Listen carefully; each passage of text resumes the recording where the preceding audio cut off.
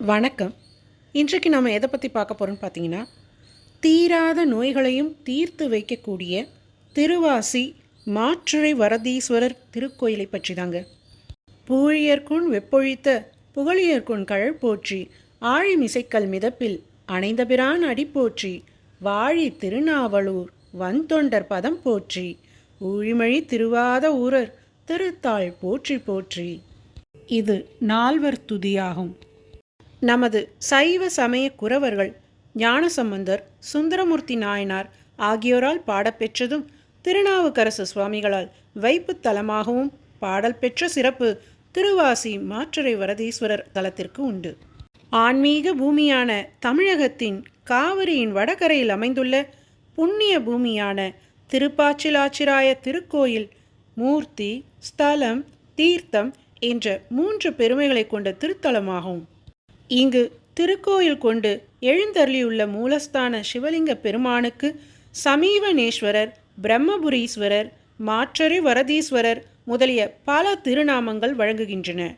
வன்னிமரம் சூழ்ந்திருந்த காரணத்தால் சமீவனேஸ்வரர் என்றும், பிரம்மதேவன் பூஜித்த காரணத்தால் பிரம்மபுரீஸ்வரர் என்றும், சுந்தரமூர்த்தி நாயனார் தாம் பெற்ற பொன் மாற்று குறைவதால் அதனை உரைக்கல்லில் மாற்றுரைத்து காட்ட அதனை இறைவர் அறிந்த காரணத்தால் மாற்றரை வரதீஸ்வரர் என்றும் இறைவருக்கு பெயர்கள் ஏற்பட்டுள்ளன.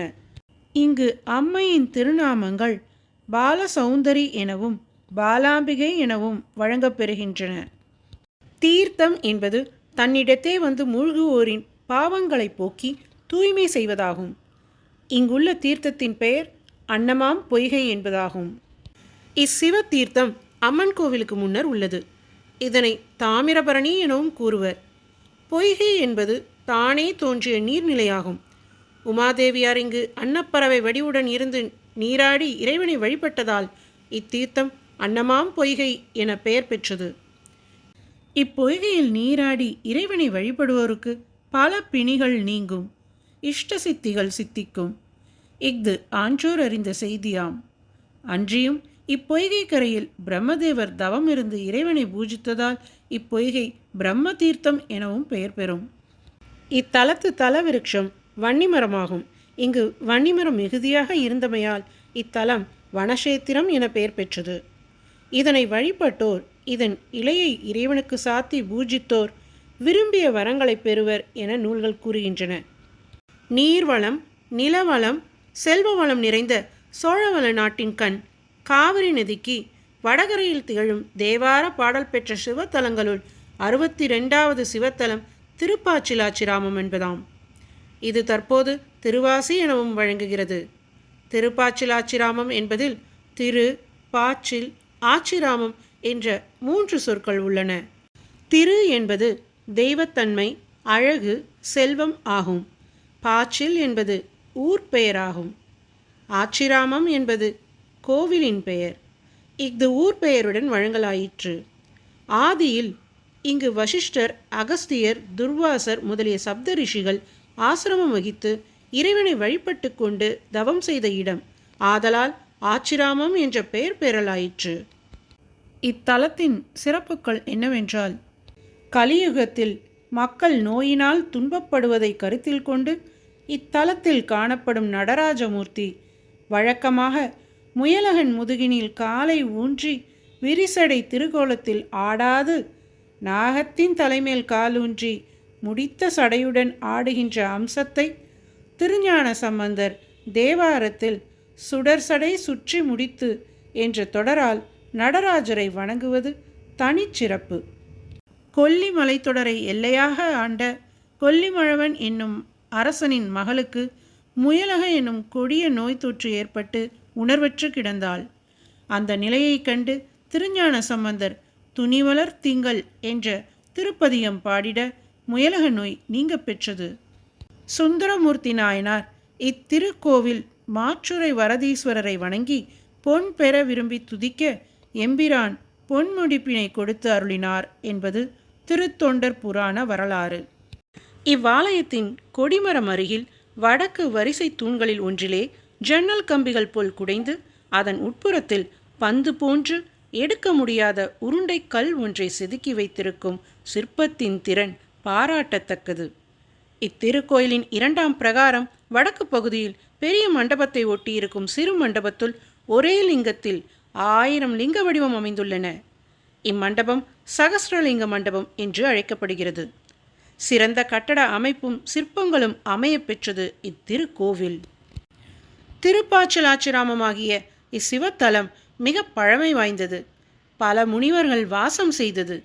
வன்னி மரத்தை தலமரமாக கொண்டு சமீவனம் என பெயர் பெற்றது. உமாதேவியார், பிரம்மதேவன், அகத்திய முனிவர் முதலியோர் பூஜித்த பேறு பெற்றது. கொல்லிமழவன் புதல்விக்கு வந்த முயலகன் என்ற கொடிய நோய் திருஞான சம்பந்தரால் இறைவனுக்கு பாமாலை பாடப்பெற்றதால் நீங்கியது. சுந்தரருக்கு பொற்கிழி அளிக்க பெற்றது. சிவபெருமான் கமலன் என்னும் ஒரு வைசியனின் புதல்வியை காந்தர்வ மணம் செய்து கொண்ட சிறப்புடையது. இத்தலம் திருஞான சம்பந்தர், சுந்தரர், ஐயடிகள், காடவர்கோன் ஆகியோர்களால் பாடல்களை பெற்றது. பல அரிய கல்வெட்டுகளை தன்னகத்தே கொண்டு இருப்பது. இத்தலத்து பெருமானை உமாதேவியார், பிரம்மதேவன், லக்குமி, அகத்திய முனிவர், கமலன் என்னும் வைசியன், கொல்லிமழவன் முதலியோர் வழிபட்டு பேறு பெற்றனர். முதலாம் ராசராசன் தான் வழிபட்டதற்கு அறிகுறியாக இங்கு ராசராச விடங்கர் என்ற ஒரு சிவலிங்க மூர்த்தியை பிரதிஷ்டை செய்ததாக கல்வெட்டு ஒன்று கூறுகிறது. மேலும் இத்தலத்தின் சிறப்புகள் என்னவென்றால், இத்தலத்து நடராஜமூர்த்தியின் விக்கிரகம் முடிந்த சடையினை கொண்டுள்ளது. இதனை திருஞான சம்பந்தர் துணிவளர் திங்கள் துளங்கி விளங்க சுடசடை சுற்றி முடித்து என்று பாடியுள்ளார். இங்குள்ள திருஞான சம்பந்தர் விக்கிரகம் நின்று கொண்டும் வலக்கை சுட்டு விரலை நீட்டி காட்டிக்கொண்டும் இடக்கையில் கிண்ணம் தாங்கிக் கொண்டும் அழகுடன் உள்ளது. சுந்தரமூர்த்தி சுவாமிகள் விக்கிரகம் 2 கைகளிலும் தாளங்களை கொண்டு நின்ற கோலத்துடன் உள்ளது. வேறு எந்த தலத்திலும் சுந்தரர் கையில் தாளம் இல்லை. திருவாசி திருத்தலம் முயலகன் நோய் தீர்த்த தலம். பக்தர்களுக்கு மாற்றுரை வரதீஸ்வரர் பொன் பொருள் தரும் தலம். பாலாம்பிகை அம்மனின் அருளால் பெண்களின் திருமண கனவினை நனவாக்கும் தலம். நரம்பு சம்பந்தமான நோய்களை தீர்க்கும் நடராஜ பெருமானை கொண்ட தலம். அட்டமா சித்தி அருளும் அன்னமாம் பொய்கையை கொண்ட தலம்.